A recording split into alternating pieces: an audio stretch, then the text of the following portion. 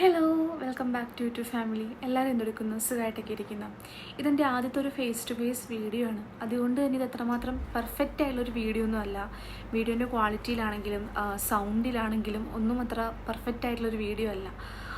അതുകൊണ്ട് തന്നെ ഞാൻ ആദ്യം തന്നെ സോറി ചോദിക്കുകയാണ്.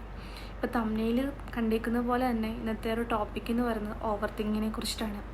ഞാൻ എൻ്റെ വലിയൊരു കഴിവ് തെളിയിച്ചിരിക്കുന്ന ഒരു മേഖല തന്നെയാണ് ഈ ഓവർ തിങ്കിങ് എന്ന് പറയുന്നത്. ഞാൻ ഈ പറയുന്നൊരു കാര്യം എത്ര പേർക്ക് കണക്റ്റ് ആകും എന്നെനിക്കറിയില്ല. ബിക്കോസ് ഇതെല്ലാവർക്കും കണക്റ്റ് ആകുന്നൊരു ടോപ്പിക്കും അല്ല. ഓവർ തിങ്കിങ്ങിൽ കൂടെ കടന്നു പോയിട്ടുള്ള ആളുകൾക്കും അല്ലെങ്കിൽ അതിന് ഓവർകം ചെയ്തിട്ടുള്ള ആളുകൾക്കും ഞാൻ ഈ പറയുന്ന കാര്യങ്ങൾ പെട്ടെന്ന് തന്നെ കണക്റ്റ് ആവാൻ ചാൻസ് ഉണ്ട്. ആലോചനയാണ് മെയിനായിട്ടും. സത്യം പറഞ്ഞിട്ടുണ്ടെങ്കിൽ നമ്മൾ എന്തെങ്കിലും ഒരു കാര്യം ഉണ്ടെങ്കിൽ അത് ആലോചിച്ച് കൃത്യമായുള്ളൊരു ഡിസിഷനൊക്കെ എടുത്ത് മുന്നോട്ട് പോകുന്നത് ഭയങ്കര നല്ലൊരു കാര്യമാണ്. പക്ഷെ ഓവർ തിങ്കിങ്ങിൻ്റെ കാര്യത്തിൽ ഇതെങ്ങനെയല്ല. ഒരു ചെറിയൊരു കാര്യം കിട്ടിയാൽ പോലും നമ്മളതിങ്ങനെ ആലോചിച്ച് ഇപ്പം എന്താ പറയുക, ആദി കയറുക എന്നൊക്കെ ഞങ്ങളുടെ നാട്ടിൽ പറയാറുണ്ട്.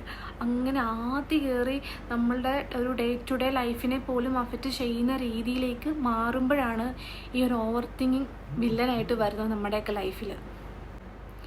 ഓവർ തിങ്കിങ് എന്നെ ഏറ്റവും കൂടുതൽ അഫക്റ്റ് ചെയ്തിട്ടുള്ളത് എൻ്റെ ഉറക്കത്തിനെയായിരുന്നു. ഇപ്പോൾ ഒരു ദിവസം ഒരു ചെറിയ എന്തെങ്കിലും സംഭവം നടന്നിട്ടുണ്ടാവും.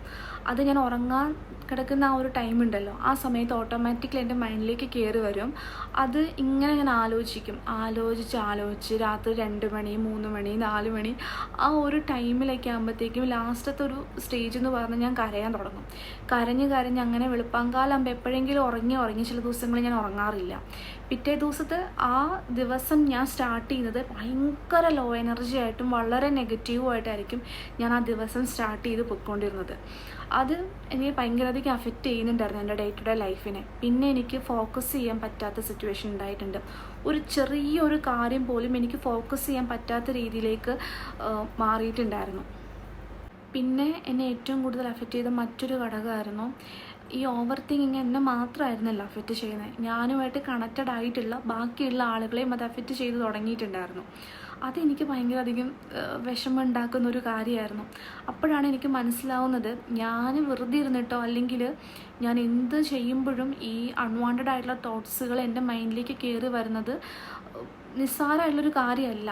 ഇത് അഡ്രസ്സ് ചെയ്യപ്പെടേണ്ടതും ഞാൻ ഇതിൽ നിന്ന് ഓവർകം ചെയ്ത് വരേണ്ടതും ഭയങ്കര ഇമ്പോർട്ടൻ്റ് ആയിട്ടുള്ളൊരു കാര്യമാണെന്നുള്ളത് എനിക്ക് ആ ഒരു സമയത്താണ് പിടികിട്ടി തുടങ്ങിയത്. പിന്നെ നമ്മുടെയൊക്കെ ലൈഫിൽ നല്ല ഹാപ്പി ആയിട്ടുള്ള കുറേ മൊമെൻറ്റ്സുകൾ ഉണ്ടായിട്ടുണ്ടാവും. പക്ഷെ ആ മൊമെൻറ്റ്സ് ഒന്നും എനിക്ക് എൻജോയ് ചെയ്യാൻ വേണ്ടി പറ്റിയിരുന്നില്ല. അതുപോലെ തന്നെയായിരുന്നു ഞാൻ പ്രസൻറ്റിലേ അല്ല ജീവിക്കുന്നത്. എനിക്ക് പലപ്പോഴും ഫീൽ ചെയ്തിട്ടുണ്ട്. ഒന്നുകിൽ ഞാൻ പാസ്റ്റിലായിരിക്കും അല്ലെങ്കിൽ ഞാൻ ഫ്യൂച്ചറിലായിരിക്കും. ഇതിന് രണ്ടിനും ഇടയിൽ ഞാൻ ഒരിക്കലും നിന്നിട്ടില്ല. അതൊക്കെ എന്നെ ഭയങ്കര അധികം അഫക്റ്റ് ചെയ്യുന്നുണ്ടായിരുന്നു. നമ്മൾ ഈ ഓവർ തിങ്കിങ് അഡ്രസ്സ് ചെയ്യപ്പെട്ട് കഴിയുമ്പോഴത്തേക്കും അതിൽ നിന്ന് എങ്ങനെയും പുറത്ത് കിടക്കണമെന്ന് ഒരു ആഗ്രഹം തോന്നുമല്ലോ. ആ സമയത്ത് ഞാൻ ചെയ്ത കുറച്ച് കാര്യങ്ങളുണ്ടായിരുന്നു. അതിൽ ഫസ്റ്റ് വണ്ണായിരുന്നു ജേർണലിംഗ് എന്ന് പറയുന്നത്. അത് എന്നെ ഒരുപാട് ഹെൽപ്പ് ചെയ്തിട്ടുണ്ട്. ഇപ്പോൾ ഇൻസ്റ്റഗ്രാമിലും യൂട്യൂബിലൊക്കെ കാണുന്ന പോലെ തന്നെ ഭയങ്കര ക്രിയേറ്റീവായിട്ട് ജേർണലിങ് എന്നതിലപ്പുറത്തേക്ക് ഞാൻ എൻ്റെ പണ്ടത്തെ ഏതൊരു ഡയറി എടുത്തിട്ട് എനിക്ക് തോന്നുന്ന കാര്യങ്ങളെല്ലാം ഞാനതിൽ കുറിച്ച് വയ്ക്കുന്നുണ്ടായിരുന്നു. അത് ഇംഗ്ലീഷിലോ മലയാളത്തിലോ എങ്ങനെ വേണേലും നമുക്കത് ചെയ്യാം. അതെന്നെ ഒരുപാട് ഹെൽപ്പ് ചെയ്തിട്ടുണ്ടായിരുന്നു. ഞാനൊരു ആൾക്കൂട്ടത്തിനിടയിൽ നിൽക്കുമ്പോഴാണേലും തനിച്ച് നിൽക്കുമ്പോഴാണേലും ഞാനിങ്ങനെ പല കാര്യങ്ങൾ എൻ്റെ മൈൻഡിലേക്ക് ഇങ്ങനെ കയറി വരാറുണ്ടായിരുന്നു. ആ സമയത്ത് ഞാൻ എൻ്റെ തോട്ട്സിൽ തന്നെ ഡിസ്ട്രാക്റ്റ് ചെയ്ത് തുടങ്ങിയിട്ടുണ്ടായിരുന്നു.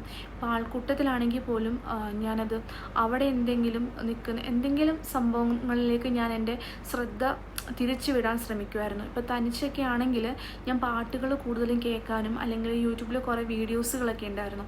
ആ വീഡിയോസൊക്കെ ഞാൻ കേൾക്കാൻ വേണ്ടിയിട്ട് കൂടുതലും ട്രൈ ചെയ്തിട്ടുണ്ടായിരുന്നു. അതൊക്കെ എന്നെ ഒരു പരിധി വരെ സഹായിച്ചിട്ടുള്ളൊരു കാര്യങ്ങളാണ്. പിന്നെ ഞാൻ ബുക്സ് വായിക്കുന്നത് വീണ്ടും സ്റ്റാർട്ട് ചെയ്തിട്ടുണ്ടായിരുന്നു. എനിക്ക് ആദ്യമൊന്നും ഒട്ടും കോൺസെൻട്രേഷൻ കിട്ടുന്നേ ഉണ്ടായിരുന്നില്ല. ഞാൻ ഭയങ്കര ഡിസ്റ്റർബ്ഡ് ആയിരുന്നു. അതിപ്പോൾ പതുക്കെ ഞാൻ ഇമ്പ്രൂവ് ചെയ്ത് കൊണ്ടുവരുന്നുണ്ട്. പിന്നെ നമ്മളുടെ സൈഡിൽ നിന്ന് ഈ കാര്യങ്ങളൊക്കെ ചെയ്തിട്ടും നമുക്കൊരു ചേഞ്ചസ് ഫീൽ ചെയ്യുന്നില്ല എന്നുണ്ടെങ്കിൽ ഒരു മെഡിക്കൽ ഹെൽപ്പ് നേടുന്ന അത്യാവശ്യമാണ്. അതിൽ നമ്മൾ മടിക്കേണ്ട ആവശ്യമോ മറ്റുള്ളവരെന്തെങ്കിലും പറയുമെന്ന് വിചാരിക്കുകയോ അതൊന്നും നമ്മൾ ബോധർ ചെയ്യേണ്ട കാര്യമേ ഇല്ല. എനിക്ക് എല്ലാവരോടുമായിട്ട് പറയാനുള്ളൊരു കാര്യം എന്ന് വെച്ചിട്ടുണ്ടെങ്കിൽ, നമ്മൾ ഈ ഒരു സിറ്റുവേഷനിൽ നിൽക്കുമ്പം നമ്മൾ ഓടിപ്പോയിട്ട് എല്ലാവരോടും പോയി പറയാറുണ്ട്, എനിക്കിങ്ങനെ ഒരു പ്രശ്നമാണ് കേട്ടോ എന്നും പറഞ്ഞ് പോയി പറയുന്നത് അവർ ആ പ്രശ്നം മൊത്തം തീർത്ത് തരും എന്ന് വിചാരിച്ചിട്ടല്ല. സാരമില്ല, നമുക്ക് നോക്കാം, എന്താണേലും നമുക്ക് ഒരുമിച്ച് നോക്കാം എന്നൊരു വാക്ക് കേൾക്കാൻ വേണ്ടിയിട്ടായിരിക്കും നമ്മൾ അങ്ങോട്ട് ചെല്ലുന്നത്. പക്ഷേ എല്ലാവരും നമ്മൾ പ്രതീക്ഷിച്ച പോലെ റെസ്പോണ്ട് ചെയ്യണമെന്നില്ല. അപ്പോൾ ആ ടൈമിൽ പലതരത്തിലുള്ള ഹേർട്ടാവുന്ന രീതിയിലുള്ള വാക്കുകൾ നമ്മൾ കേട്ടെന്ന് വരും. അതൊന്നും മനസ്സിലേക്ക് എടുക്കാതിരിക്കുക. എടുക്കാതിരിക്കുക എന്ന് പറഞ്ഞാൽ പോലും നമുക്കത് ഹേർട്ടാവും, അതെനിക്കറിയാം. കാരണം ഞാൻ പേഴ്സണലി ഒരുപാട് എക്സ്പീരിയൻസ് ചെയ്തിട്ടുള്ള ഒരാളാണ്. എങ്കിലും അത് മാറ്റി വെച്ചിട്ട് ഇത്ര മാത്രം ചിന്തിച്ചേക്കാം, at the end of the day നമ്മൾ കടന്നു പോകുന്ന ഈ ഒരു സിറ്റുവേഷൻ എന്താണെന്നുള്ളത് നമുക്ക് മാത്രമേ അറിയത്തുള്ളൂ. ഇതിന് ഓവർകം ചെയ്ത് വരേണ്ടത് നമ്മുടെ റെസ്പോൺസിബിലിറ്റിയാണ്. അതുകൊണ്ട് അത് മാത്രം ഫോക്കസ് ചെയ്യുക. ഓക്കെ, പിന്നെ ഈ ഓവർ തിങ്ക് ചെയ്യുന്നതൊന്നും നമ്മുടെ മിസ്റ്റേക്ക് കൊണ്ടിട്ടൊന്നും അല്ല.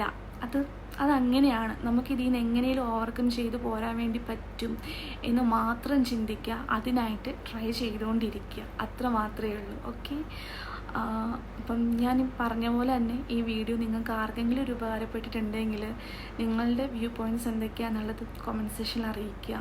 അപ്പം മറ്റൊരു വീഡിയോ ആയിട്ട് വരുന്നത് വരെ ബൈ. എല്ലാവരും സേഫായിട്ടും ഹാപ്പി ആയിട്ടൊക്കെ ഇരിക്കുക. ഓക്കെ.